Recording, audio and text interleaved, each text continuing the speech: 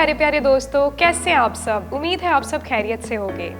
हम आपको online Sunday school में वेलकम करते हैं। यकीनन आपका पिछला हफ्ता बहुत अच्छा गुजरा होगा और आप आज के एपिसोड में शामिल होने के लिए पुरजोश हैं। तो बच्चों, जब कोई काम मिलकर यानी यूनिटी से किया जाए तो उसमें ज़रूर कामयाबी मिलती है। तो आज के प्रोग्राम में मिलकर बहुत कुछ सीखने के लिए हम नायाब बाजी के साथ मिलकर प्रोग्राम के आगाज़ में दुआ करेंगे। आइए दुआ करें। प्यारे आसमानी बाप, आज के प्रोग्राम में हमारी मदद कर। तेरा पाक रूह हमारे साथ रहे ताकि हम तेरे पाक कलाम में से सीख सकें और उसे याद रखकर उस पर अमल कर सकें। यीशु मसीह के नाम में आमीन। तो अब हम चलते हैं एपिसोड के फन सेगमेंट की तरफ, जो कि है एक्टिविटी टाइम। तो क्या आप सब तैयार हैं आज की एक्टिविटी के लिए? तो आइए उस्मान भाई और बच्चों के साथ मिलकर हम आज की एक्टिविटी करते हैं। हेलो प्यारे बच्चों, उम्मीद करता हूँ कि आप सब ठीक होंगे। और आज मैं एक मरतबा फिर आप सब के लिए लाया हूँ एक बहुत ही दिलचस्प सरगर्मी जिसका नाम है बिग फिश स्मॉल फिश। और आज हमारे साथ इस सरगर्मी को करने के लिए मौजूद हैं समरना, सैरा और इशाइल। तो चलिए आज की सरगर्मी का आगाज़ करते हैं। तो बच्चों, क्या आप सब तैयार हैं? यस। तो प्यारे बच्चों, इस सरगर्मी में हम कुछ इस तरह से शामिल होंगे कि जब मैं बोलूँ बिग फिश तो आपको पता है बिग का मतलब इस तरह से एक्शन है, लेकिन हम उसका ऑपोजिट एक्शन करेंगे। यानी बिग के लिए हम स्मॉल का एक्शन करेंगे। और जब मैं बोलूँ स्मॉल फिश तो आपने उसके लिए बिग का एक्शन करना है, उसके ऑपोजिट एक्शन करना है। तो क्या आप सब तैयार हैं? यस। आप बच्चे जो हमें देख रहे हैं, आप सब भी इस सरगर्मी का हिस्सा बन सकते हैं। तो आप भी तैयार हो जाइए। तो चलिए हम अपनी सरगर्मी का आगाज़ करते हैं। तो बच्चों, आप सब तैयार हैं? Yes. Big fish small fish big fish big fish. Oh, Saira से गलत हो गया है। चलिए एक मरतबा फिर से इस गेम को खेलते हैं। Big fish small fish big fish small fish small fish big fish. और इस मरतबा इशारे से गलत हो गया है। तो चलिए एक मरतबा फिर से इस गेम का आगाज़ करते हैं। Big fish small fish big fish small fish. हाँ, इशाइल लेट हो गई है। बच्चों, उम्मीद करता हूँ आपने इस सरगर्मी को एंजॉय किया है। आप अपने बहन भाइयों के साथ इस सरगर्मी को घर पर खेल सकते हैं ताकि वो भी इसको आपके साथ एंजॉय कर सकें। God bless you. इस एक्टिविटी ने तो यकीनन आपको एक्टिव कर दिया होगा और साथ ही साथ दूसरों को एनकरेज करने के लिए भी तैयार किया होगा। तो चले बच्चों, अब वक्त है एक्शन सॉन्ग सीखने का। आज का गीत बहुत ही प्यारा है, तो चले मिलकर इस गीत को सुनते और एक्शंस के साथ सीखते हैं।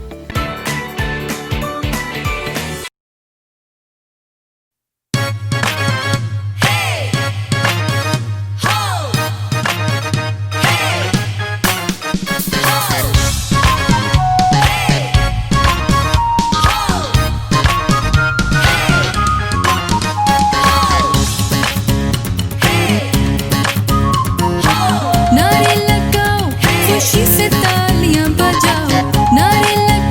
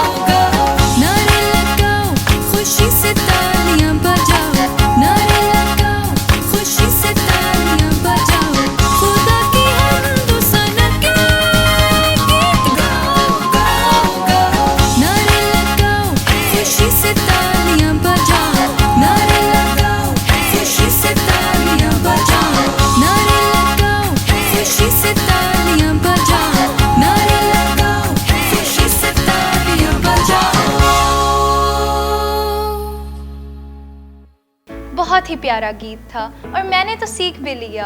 अब गीत सीखने के बाद वक्त है कि हम कहानी सीखें। तो आज की कहानी हम रुबाब बाजी से सुनते हैं।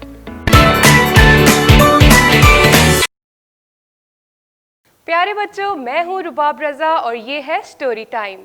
क्या आप जानते हैं कि हम किसके बारे में सीखने वाले हैं? बच्चों, आज हम सीखेंगे एक नबिया के बारे में। मुझे लगता है कि बहुत से बच्चे इसके बारे में नहीं जानते, तो आए हम गौर से सुनेंगे कि वो कौन थी। तो बच्चों, उस नबिया का नाम दबूरा था। अब सब ये तो जानते होंगे कि खुदा कौम बनी इसराइल से बहुत प्यार करता था और खुदा ने उनको बहुत सी बरकतों से भी नवाजा और वादा की हुई सरजमीन तक पहुंचाया। लेकिन जब भी कौम बनी इसराइल ने खुदा की नाफरमानी की तो खुदा ने उन्हें गैर अक़वाम के हवाला कर दिया। उन्हीं गैर अक़वाम में से एक मुल्क कनान का बादशाह याबेन भी था और उसके लश्कर के सरदार का नाम सेसरा था। वो बहुत ताकतवर और उसके पास 900 लोहे के रथ थे और उन लोगों ने 20 साल तक बनी इसराइल को बहुत सताया। उस दौर में खुदा ने दबूरा को नबिया के तौर पर इस्तेमाल किया। और क्या आप जानते हैं कि दबूरा कौम इसराइल के मामलात का इंसाफ भी किया करती थी और उसका तख्त खजूर के दरख्त के नीचे लगा करता था। तब कौम बनी इसराइल ने खुदा से दुआ की कि ए खुदा हमारी मदद कर। तब खुदा ने दबूरा से कलाम किया तो दबूरा ने अबीनूम के बेटे बर्ख को बुलवाया और उसे कहा कि खुदावन फरमाता है कि उठ, अपने साथ बनी इसराइल कौम के 10,000 मर्दों को ले और सेसरा का मुकाबला कर, तो मैं उसे तेरे हाथ में कर दूंगा। ये सुनकर बर्ख घबरा गया और उसने दबूरा से कहा कि अगर तू मेरे साथ चलेगी तो मैं ज़रूर चलूँगा। दबूरा ने इस बात पर इत्तफाक किया और वो दोनों 10,000 इसराइली आदमियों के साथ जंग के लिए सेसरा का मुकाबला करने को बढ़े। जब सेसरा को इस बात का पता चला तो वो भी अपने जंगी मर्दों को और 900 लोहे के रथ लेकर कैसून की वादी में इन लोगों का मुकाबला करने के लिए जमा हो गया। तब खुदा ने दबूरा से फिर कलाम किया और दबूरा ने बर्ख को कहा कि खुदा कहता है कि उठ, ये वो मौका है कि जब खुदा सेसरा और उसके सब लश्कर को तेरे हाथ में कर देगा। सो बर्ख उठा और उन लोगों ने सेसरा का और उसके सारे जंगी मर्दों का मुकाबला किया और खुदा ने सबको शिकस्त दी, यहाँ तक कि सेसरा अपने रथ से उतरकर पैदल भागा। बच्चों, क्या आप जानते हैं कि फिर क्या हुआ? भागते भागते सेसरा एक औरत जिसका नाम याएल था उसके खैमों में पहुंचा और उससे मिन्नत की कि ए औरत, मुझे अपने खैमों में छुपा ले और किसी को मत बताना कि मैं यहाँ पे हूँ।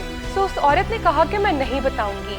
तब सेसरा के पानी मांगने पर उस औरत ने उसको गर्म दूध पिलाया और कंबल उड़ा दिया। जब वो गहरी नींद में था तो याएल ने उसकी कनपट्टी पर एक कील ऐसा ठोका कि वो उसकी खोपड़ी के आर पार हो गया और वो वहीं मर गया। तब उस औरत याएल ने बर्ख को खबर दी कि जिस आदमी को तू ढूंढता है वो मेरे खैमा में है। और जब बर्ख वहाँ पे पहुंचा तो सेसरा को मरा हुआ पाया। तो प्यारे बच्चों, उस दिन खुदा ने कौम बनी इसराइल को मुल्क कनान के बादशाह याबेन पर फतह बख्शी। और क्या आप बता सकते हैं कि ये फतह किसके वसीला से बख्शी? जी, तो ये फतह खुदा ने दबूरा नबिया की वजह से बख्शी जो खुदा से बहुत प्यार करती थी और उसने उस वक्त हिम्मत दिखाई जब बर्ख भी खौफजदा था। लेकिन दबूरा ने खुदा पर भरोसा किया और वो जानती थी कि खुदा उनकी ज़रूर मदद करेगा। तो खुदा ने दबूरा नबिया की इसी हौसले और हिम्मत का इस्तेमाल किया और इसके बाद बनी इसराइल कौम अगले 40 साल तक सुकून में रहे। तो बच्चों, देखा आपने, दबूरा नबिया जो कि एक औरत थी, खुदा ने उसके वसीला से कौम बनी इसराइल को किस तौर पर फतह बख्शी। क्यों?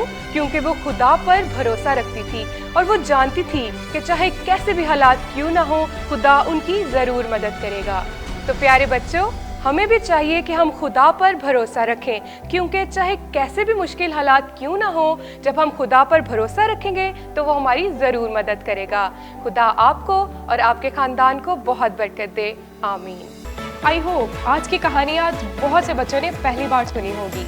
ये कहानी तो बहुत दिलचस्प थी और रुबाब बाजी ने बहुत ही खूबसूरत अंदाज से इस कहानी को सिखाया।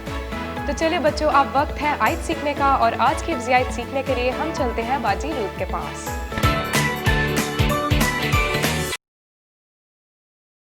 हेलो बच्चों, मैं आपको इस सेगमेंट में वेलकम कहती हूँ। जैसा कि आपने कहानी में सीखा कि खुदा ने दबूरा को अपनी कौम के लिए एक रहनुमा के तौर पर चुना। अभी वक्त है कि हम बाइबल में से आज की हिफ्ज़ी आयत सीखें और आज की आयत का हवाला है याकूब 4 बाब उसकी 10वीं आयत। आयत कुछ इस तरह से है, खुदावंद के सामने फरोतनी करो, वो तुम्हें सरबुलंद करेगा।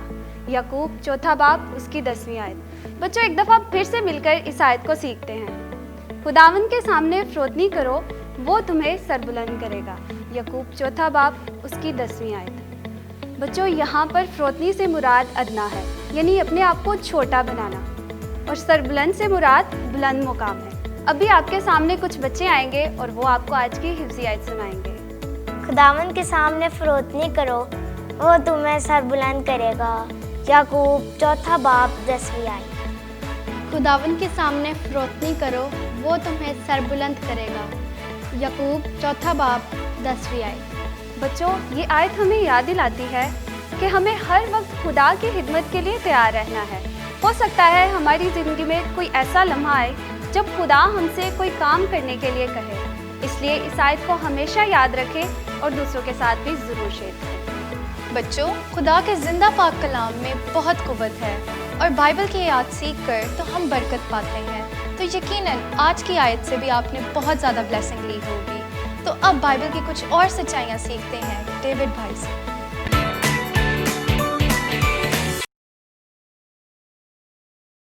प्यारे बच्चों, मुझे उम्मीद है कि आज का एपिसोड आपने खूब एंजॉय किया है। एपिसोड के शुरू में एक सरप्राइज का जिक्र हुआ था, तो मेरे पास आपके लिए बाइबल की सच्चाइयाँ मौजूद हैं जो मैं आपके साथ शेयर करना चाहता हूँ। पहली सच्चाई ये है कि दबूरा एक शायरा भी थी और उसने गीत भी लिखा। और दूसरी सच्चाई हमारे पास ये है कि दबूरा के नाम का मतलब शहद की मक्खी है। तीसरी सच्चाई हमारे पास ये है कि दबूरा बने इस्राएल में पहली खातून काजी थी। और हमारी आज की चौथी और आखिरी सच्चाई ये है कि दबूरा अपनी दानिशमंदाना सलाहियत की वजह से बहुत मकबूल थी और बने इस्राएल में वो काबिल एहतराम खातून थी। So thank you very much, God bless you. प्यारे बच्चों, खुदा की बंदी दबूरा नबिया एक बहुत ही अक्लमंद और बहादुर खातून थी। उसने हमेशा खुदा पर भरोसा रखा कि खुदा उसकी और कौम बनी इस्राएल की मदद करेगा। उसने हमेशा अपने आप को खुदा के कामों के लिए पेश किया। हो सकता है कि हमारी ज़िंदगी में भी ऐसा वक्त आए और खुदा हमें भी अपने मुश्किल कामों के लिए इस्तेमाल करे।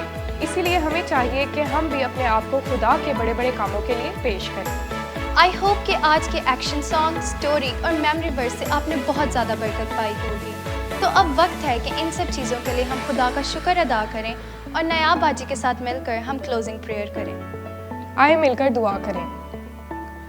प्यारे खुदावन खुदा, मैं तेरा शुक्र करती हूँ कि तू भला है और हमेशा हमसे प्यार करता है। हमारी मदद कर कि हम अपनी ज़िंदगियों में तेरे नाम को इज़्ज़त और जलाल देते रहें। यीशु मसीह के नाम में आमीन। आज का एपिसोड तो मुझे बहुत पसंद आया। कैरल, आपको आज का एपिसोड कैसा लगा? मुझे भी दबूरा के बारे में जानकर बहुत अच्छा लगा। तो बच्चों, हमें उम्मीद है कि आपको भी आज का एपिसोड बहुत पसंद आया होगा। और नेक्स्ट एपिसोड तक अब अपना बहुत सा ख्याल रखें। मिलते हैं अगले एपिसोड में। Take care.